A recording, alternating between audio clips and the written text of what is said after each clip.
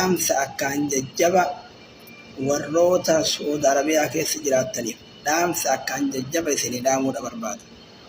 Dhaamsa obbolummaadha, dhaamsa oromummaadha, dhaamsa lammummaadha isinii erguudha barbaada.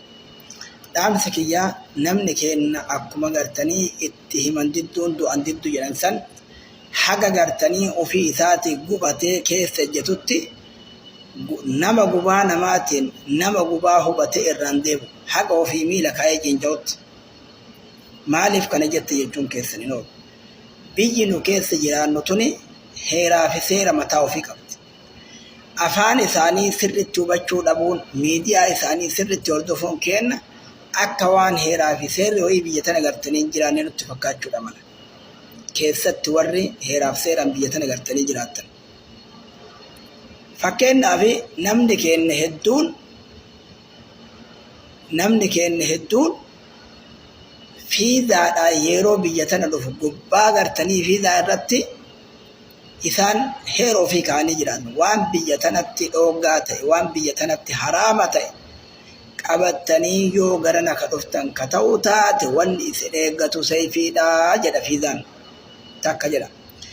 Ammas hiikammaan loogoo isaanii yookiin ammoo alaabaa isaanii gartanii mallattoon alaabaa isaanii ta sayfii fi sayfii wal qaxxaamurtee jidduu timirri jiru sani hiikkaan sun nama keenya hedduudhaan galle. Ma'aanaan waan sanii akkuma alaabaan biyya teennaa magariisni qananii gartanii biyyaa mul'isa, misooma biyyaa mul'isa, diimaan gartanii qabsoo gartanii dhiiga mul'isa, boorri ammoo nagaya mul'isaa jedhan san alaabaan isaanii illee hiikkaa qabdi.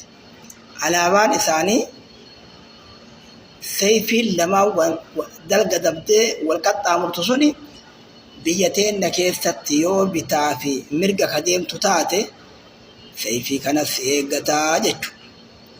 Yoo ammoo qat jettee karaa sirriirra heeraa seera biyyattii kabajjee ka deemtu taate dura kan kee timira jira jechuudha. Timira jira jechuun riskii jira jechuudha. Filamaa makfii riskii jechuudha.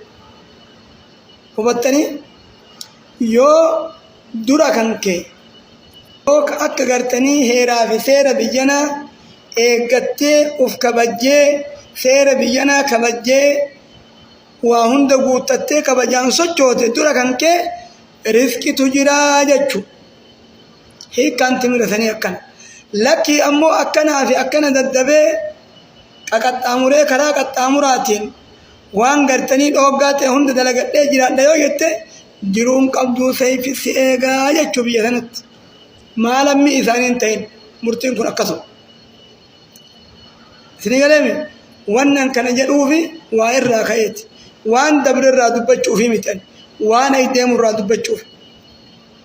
Guyyaan borii jechuun kaardhaa kun kan magartanii nuu ba'u kun guyyaan 28 akka faranjootaa kabaatii 5225 kun guyyaan roobii ka borii kun kan bari'u kun akka hijiraa guyyaa tokko Zulijjaan guyyaa tokko 1446 jechuudha.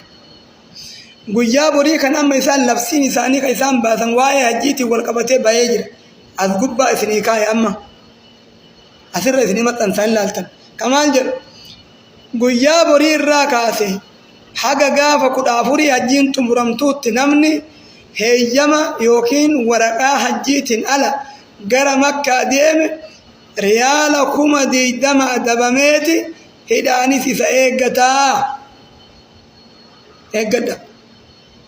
Eeggadha akka boru jiruu teessanirraa ilmoolee teessanirraa boo'uuf gartanii wal boochisuun gatiin qabu. Hajjiin abbaan isaa geetti hajjuu danda'a dirqamaa miti. Ammoo hajjii dhoysaan dhokadhee deeme jettanii yaanni keessan akka isin hin banne nama tasriihaa yookiin heeyyama hajjii qabu ala hajjii deema jettee ilmoolee tantee irraa yookaan maatii kan kee irraa rakkoo keessa akka of hin naqnee isin hin jedhu. Guyyaa borii Zulijjaa tokkorraa kaasee nama iqaamaan isaa jiraataa Makkaati jettu ala maa fedhu abbaa biyyaa Saawudiin ta'in gara Makkaa imaluun hin danda'amu riyaala 20 nama jabsiisa hidhaa wajjin tolee kanaa jecha uf eeggannoo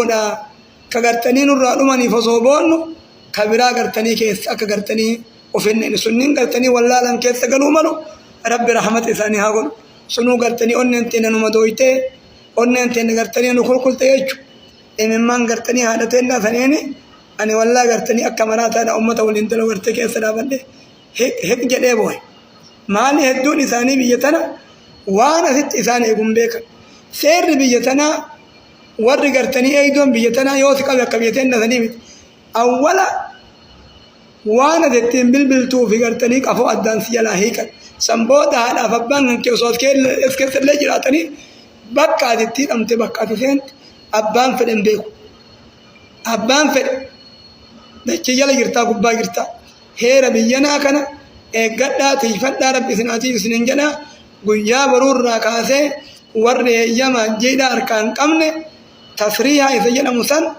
gara hajjiitti akka hin imallee isinin jedha wassalaamu alaikum warahmatullahi wabarakatuh miiseejii yoo tiktookiin na adabuu dhabaate ay gubbaa isinii kaayaa dubbisaa ingiliffaa fi arabiidhaan barraa'ee jira assalaamu alaikum warahmatullahi wabarakatuh